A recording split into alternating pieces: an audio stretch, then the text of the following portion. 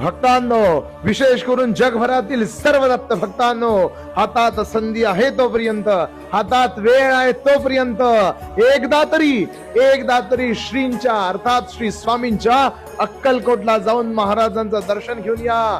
काशी, मथुरा, वृंदावन सारखं माणसं तासन तास पायीत वारून भविष्यात स्वामींचं दर्शन घेतील. किड्या मुंगींसारखी गर्दी अक्कलकोटात होईल. लक्षात घ्या, ब्रह्मलोक वैकुंठ कैलास याहुनी श्रेष्ठता अक्कलकोटास. कारण तेथे होता निवास एका थोर महात्म्याचा. देवांहुनी भक्त थोर, भक्तांचा होतो देव चाकर.